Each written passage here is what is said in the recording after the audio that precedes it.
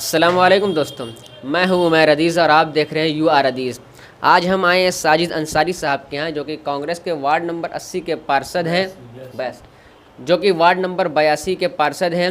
तो हम इनसे कुछ बातें करेंगे बुनकरों के हालात पर, और ये बखूबी जानते हैं क्योंकि ये बुनकर ही सोसाइटी में पले बड़े हुए हैं और ये बखूबी जानते हैं कि बुनकरों के इस समय के क्या हालात हैं। तो इनसे हम सबसे पहले यही जानेंगे कि ये बताएं कि बुनकरों के इस समय के क्या हालात चल रहे हैं। देखिए, इस वक्त जो बुनकरों की हालात है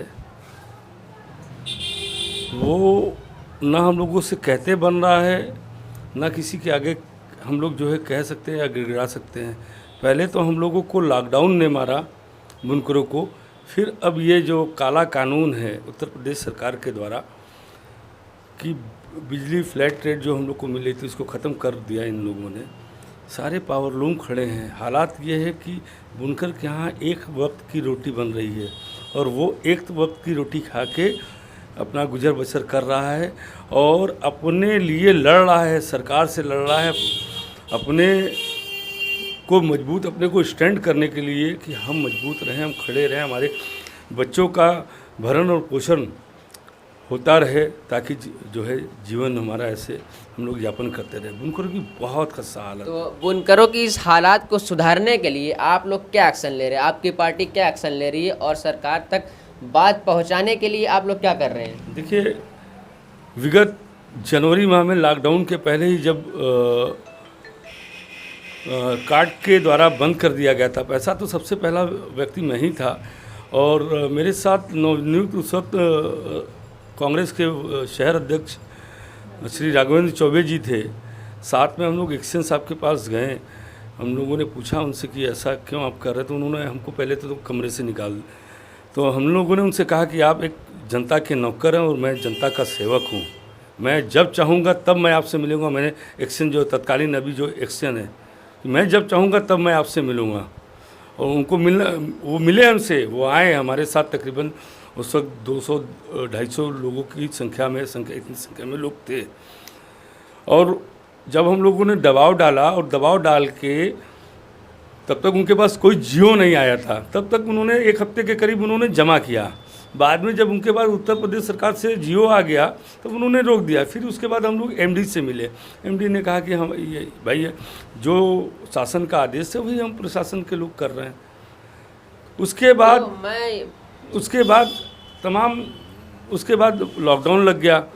उसके बाद आपने देखा कि जो है इस काला कानून किस तरीके से लोगों को, हमारे बुनकर भाइयों के अंदर, चाहे किसी जाति किसी धर्म से बिलोंग कर रहे, बुनकर तो बुनकर है, वो पेट कैसे अपना पाल रहा है, अपने बच्चों का कैसे पेट पाल रहा है। हमको ये लग रहा है कि अभी तक तो वो घरों में था, अब वो सड़क पर आ जाएगा और सड़क पर बैठ कर ही अपनी बात को कहेगा, क्योंकि उसके घर में खाने के लिए अब दाने नहीं हैं। तो एक सवाल ये कि क्या ऐसे ही हड़ताल करने से आप लोगों की बात पहुंच जाएगी गवर्नमेंट और मान लेगी, या फिर उसके लिए कुछ और कदम उठाने पड़ेंगे? देखिए, संघर्ष हमारा जारी है और बुनकर भी संघर्ष कर रहे हैं।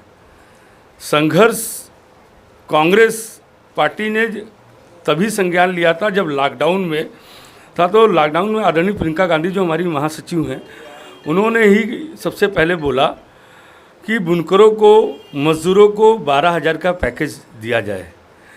और उसके बाद उन्होंने ट्वीट किया और उसके बाद माननीय मुख्यमंत्री जी को उन्होंने पत्र भी लिखा। और विगत 2 दिन पहले सारे बुनकर तंजीम के सरदार साहबान से प्रियंका जी ने बात किया और उनको आश्वस्त किया कि बुनकर की लड़ाई में प्रियंका और गांधी और कांग्रेस पार्टी, पूरी कांग्रेस पार्टी उनके साथ खड़ी है।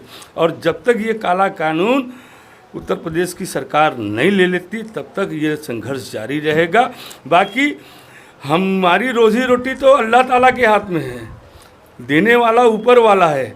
उत्तर प्रदेश सरकार या मरकज़ी सरकार के भरोसे नहीं है, लेकिन हमने अपना काम धंधा बंद किया है तो हमारी रोजी रोटी चल। आपने कहा कि लॉकडाउन में प्रियंका गांधी ने सरकार से रिक्वेस्ट की थी कि सबको 12,000 रुपये प्रोवाइड कराए, तो आपकी जहां राज्य सरकारें हैं, क्या वहां आपने ऐसी हेल्प की? जी, आपको मैं बता दूं, 12,000 रुपये की मांग की गई थी, लेकिन राजस्थान के अंदर जब सरकार थी 7,500 रुपये राजस्थान की सरकार ने वहाँ के मजदूरों को पैकेज दिया।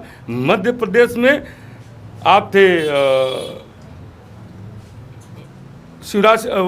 कमलनाथ जी, लेकिन चूंकि दुर्भाग्य है मध्य प्रदेश का और हम सब का कि ऐसा मुख्यमंत्री और ऐसे कुछ राजनीतिक माहौल में उलटफेर हो गया, वरना उन्होंने भी वादा किया था कमलनाथ जी। जहाँ भी हमारी कांग्रेस के, पंजाब में आप देख लीजिए कैप्टन अमरिंदर सिंह की सरकार को देख लीजिए, सारे मजदूर और किसान वहाँ खुश हैं। अच्छा, कहीं ये इस बुनकरों की हड़ताल में आप लोग कहीं बुनकरों के कंधे पर बंदूक रख के नहीं ना चला रहे हैं कि आप 2022 के लिए अपना वोट बैंक तैयार कर रहे हैं उनके साथ मिलकर? देखिए, साथ बुनकर, मैं भी एक बुनकर परिवार से हूँ और मेरी भी लूम खड़ी हुई है। ऐसा नहीं है कि राजनीति मेरा पेशा नहीं है, राजनीति मेरी हॉबी है। मैं राजनीति में जनता की सेवा कर रहा हूँ, 2 बार का पार्षद हूँ और इस बार 2017 में हमारी जनता ने हमको अपार प्यार दिया और उत्तर प्रदेश के निकाय चुनाव में सबसे ज़्यादा वोटों से मुझे विजयी बनाया। तो कांग्रेस के लोग संघर्ष करना जानते हैं और कांग्रेस जब तक इस काले कानून को उत्तर प्रदेश की सरकार वापस नहीं लेती, कांग्रेस जो है इनकी लड़ाई लड़ती रहेगी। मैं कांग्रेसी होकर, कांग्रेस ऐसा नहीं कर सकती। कांग्रेस ने कभी दूसरे के कंधे पे, ये कोई और लोग होंगे जो है रोजी और रोटी सेकते होंगे, लेकिन कांग्रेस ऐसा नहीं करती। अच्छा, वर्तमान सरकार तो ये कह रही है कि वो आम बुनकरों को, आम मजदूरों को आत्मनिर्भर बनाना चाह रही है, इसलिए वो ऐसे ऐसे कानून ला रही है, लेकिन आप लोग का दूसरा स्टैंड है उस पर। आत्मनिर्भर का हमको लगता है कि हमको तो प्रधानमंत्री जी से कि आत्मनिर्भर की परिभाषा हमको बता दिया जाए कि आत्मनिर्भर की परिभाषा है क्या। एक पढ़ा लिखा इंसान जिसको नौकरी चाहिए, वो ग्रेजुएशन और एमए बीकॉम और बीएड करके वो पकौड़ा तले, तो क्या यही आत्मनिर्भरता है? इसी को आत्मनिर्भर भारत बोलेंगे? एक मजदूर जिसका जो है 300-350 रुपया दिहाड़ी थी, आज 100 रुपया दिहाड़ी कर रहा है, क्या यही आत्मनिर्भरता? ये कौन, इसकी परिभाषा तो बताएं। जो सरकार कह रही है कि मैं आत्मनिर्भर, किसको आत्मनिर्भर बनाया जा रहा है और आत्मनिर्भर की परिभाषा क्या है, ये तो हम जाने। अच्छा, वर्तमान सरकार को आप लोग टारगेट कर रहे हैं और ये कह रहे हैं कि वो बुनकरों के खिलाफ काला कानून ला रही है। एकदम। इन्होंने 15 साल हुकूमत की, आपने 50 साल हुकूमत की। आपने 50 सालों में बुनकरों के लिए क्या क्या किए? आपको मालूम है, हम 50 साल की बात तो नहीं कर रहे हैं, आपको हम यूपीए फर्स्ट और यूपीए सेकंड की बात कर रहे हैं। यूपीए फर्स्ट के अंदर आदरणीय हमारे प्रधानमंत्री मनमोहन सिंह ने सबसे पहले ये जो आज प्रधानमंत्री जी वो आरोग्य वाला जो कार्ड है, हाँ आरोग्य सेतु नहीं, आयुष्मान भारत लेके आए। सबसे पहले ये हमारे आदरणीय प्रधानमंत्री 2006 में मनमोहन सिंह जी लेके आए थे।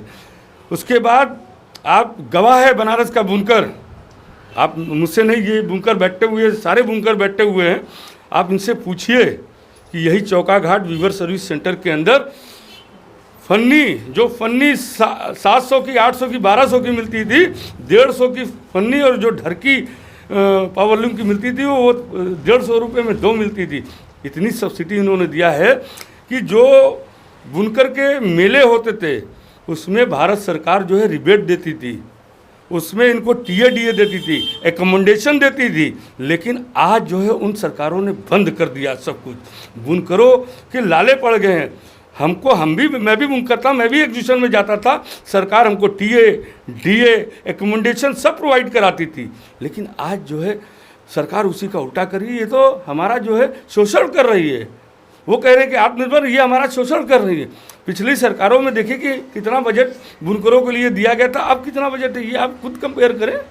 तो वर्तमान सरकार भी तो ऐसे कई कानून लाई है जिससे कस्टमर डायरेक्ट ले सकता है बुनकरों से माल, ऐसा भी कुछ प्रावधान लागू किया गया है? देखिए, वही तो बता रहे हैं कि सरकार ऐसा कानून सिर्फ कागजों में लेके आई है ना, हकीकत कहाँ है, ज़मीन पर कहाँ है? आप ज़मीन पर तो बताइए। आप बुनकर की सारी सुविधा बंद कर दे रहे हैं, सब कुछ बंद कर दे रहे हैं और उसके बाद कह रहे हैं कि आप जो है, आप हमको कह रहे हैं कि इस रास्ते पे आपको चलना है और ये रास्ता सीधा सीधा जाता है। आप हमको बता रहे हैं कि आप इस रास्ते से हो के, इस रास्ते से हो के आप इस रास्ते पे पहुँचे। ये कौन सा तरीका है? जब सीधे सीधे रास्ता है, हमको आप सीधे सीधे हमको जो योजनाएं हैं सीधे उसको प्रोवाइड कराइए। आप उसको हमको सीधे तो एट लास्ट, क्योंकि बुनकर आज बहुत परेशान है, उसको समझ में नहीं आ रहा है कि सरकार क्या फैसला लेगी या फिर उनकी जो तंजीमें हैं वो क्या कर रही हैं। एट लास्ट मैं आपसे ये गुजारिश करना चाहूँगा कि बुनकरों को बताइए कि उनके हक में फ़ैसला आएगा या फिर क्या होगा, क्योंकि वो आज 2 वक्त की रोटी कमाने के लिए ही परेशान है, वो नहीं खा पा रहे, इस समय भूख से मर रहा है वो, तो उसके हालात को अच्छा ये बताइए, आप एक पत्रकार हैं, जर्नलिस्ट बुद्धिजीवी वर्ग से आते हैं, आप एक बात बताइए कि उत्तर प्रदेश सरकार जो कह रही है कि यूनिट के दर से आप जमा करें, एक पावर लूम पे एक जो बुनकर मजदूर है उसके बाद 2 या 3 इससे अधिक लूम नहीं होती बुनकर मजदूर, क्योंकि लघु उद्योग है। अगर एक लूम पर 42-4300 रुपया हमको महीने में उत्तर प्रदेश सरकार को पे करना पड़े बिजली के द्वारा, और हम 5000 की मजदूरी करेंगे, तो बताइए कि हमको बचेगा क्या? नहीं, भाजपा के कुछ नेताओं से मैंने बात की थी, उन्होंने कहा था कि 5 किलोवाट तक के लोगों को सब्सिडी प्रोवाइड कराई जाएगी। अरे कराई जाएगी, हम ये नहीं जानते आप क्या है आपके सामने, पहले वो तो सामने हमको लेके, हमें सरकार अपनी बात बता नहीं रही है कि आपने तो कह दिया कि कोई पेपर वर्क नहीं है, हाँ 31 जुलाई तक आप जमा कर दीजिए। 31 जुलाई के बाद आप क्या करेंगे? यूनिट से जमा करेंगे, किस हिसाब से आप उसको जमा करवाएंगे, आप उसको बताएं तो उसका एक जो समाधान है वो समाधान हमारे सामने आना चाहिए। तो हम भी सोचें, बुनकर तंजीमें भी सोचेंगी कि नहीं ये हमारे लिए हमारे हित में ठीक है। भाई हम सरकार से ये नहीं कहते कि हम 75 रुपये जो हमको मिल रही थी हम 75 रुपये ही, उसमें हो सकता है कि सरकार की मजबूरियाँ हैं, राजस्व कम है, देश अलग दौर से गुजर रहा है, लेकिन कहीं ना कहीं देश के लोगों को और देश के ऐसे कलाकारों को जो विश्व पटल पे बनारस के बुनकरों ने अपनी एक अलग छाप, एक अलग पहचान छोड़ी है। जब कोई विदेश से कोई आता है सैलानी और आता है तो घूमता है बुनकर बाहुल क्षेत्र के अंदर, जब घूमता है तो देखता है कि जो हथकरघा से काम कैसे होता है, ये कैसे ये डिज़ाइन बन जाती है, इसमें ना कोई मशीन है ना कोई है, डिज़ाइन कैसे साड़ी पे बन जाती है, वो देखता है। ये जो हुनर है कुदरत ने हमको दिया है, और उसी आज हुनर को जो है ये दोनों सरकारें जो है मिटाने पर तुली हुई हैं। हम अपने वजूद को बचाने में लगे हुए हैं। जो आदमी अपना तन जो पूरा विश्व का तन ढकने का काम कर रहा है, आप उसका वजूद मिटाने का काम कर रहे हैं। उनका कम से कम मैं गुजारिश है आदरणीय मुख्यमंत्री महोदय से और देश के प्रधानमंत्री जो हमारे यहाँ के सांसद हैं, गुजारिश है हम सबकी, आप बुनकरों को पैकेज दीजिए और बुनकरों को सब्सिडी दीजिए। देखिए आपका साथ ये कांग्रेस का पार्षद भी आपके साथ खड़ा रहेगा और नरेंद्र मोदी का नारा लगाएगा, लेकिन कम से कम हमारे बुनकरों को आप दीजिए तो। जी, एट लास्ट मैं आपसे गुजारिश करना चाहूँगा कि आप बुनकरों के लिए कुछ आश्वासन दें, क्योंकि वो आज आप लोगों के ही आश्वासन पर टिका है। तो मैं आपसे गुजारिश करना चाहूँगा कि आप उनको जो संदेश देना चाहते हैं। अभी 3 दिन पहले हमने तमाम अपने यहाँ तंजीम के सरदार महतो से और बड़े बड़े जो गिरस्ता हैं जो बुनकरों से काम लेते हैं, जो बुनकरों से बुनकारी कराते हैं, हम लोगों ने उनसे कहा कि आप लोग इनकी मदद कीजिए, राशन से, अनाज से, पैसे से, दवा दर्पण से, जो भी है उनकी मदद किया जाए। और जब तक ये लड़ाई जारी है तब तक उनको जो है मदद किया जाए ताकि वो भूखमरी के शिकार ना हो। भाई जो 1 लूम चलाता है वो भी भूखमरी के शिकार रहे, जो 3 लूम चला रहा है और जो हमारे यहाँ गिटुआ जोड़ रहा है या तानी जोड़ रहा है या जो वारपीन चला रहा है, जो अंटा मशीन चला रहा है, तमाम ऐसे लोग हैं, ऐसे बुनकर हैं जो परेशान हैं। उनके यहाँ अभी एक बुनकर हमारे यहाँ बैठा हुआ था, आया था कि भैया कुछ हमारी मदद कीजिए। तो हम तमाम ऐसे कुछ लोगों से कह रहे हैं कि आप उनकी मदद कीजिए, और हम भी कोशिश कर रहे हैं कि मैं कुछ लोगों से बजट बना के लोगों की मदद करूं। तो हम बात कर रहे थे साजिद अंसारी साहब से, जो कि वार्ड नंबर 82 के पार्षद है कांग्रेस पार्टी के। इनसे बात करके हमें अच्छा लगा और खुशी हुई। इन्होंने बुनकरों के सामने कुछ बातें रखी, आपने सुना, और आप देख रहे हैं UR हदीस। अगर आपको इस वीडियो को सरकार तक पहुंचाना है और बुनकरों तक पहुंचाना है तो इसको ज़्यादा से ज़्यादा शेयर करें और हमारे चैनल UR हदीस को सब्सक्राइब करना ना भूलें। मिलते हैं नेक्स्ट वीडियो में। अल्लाह हाफिज़।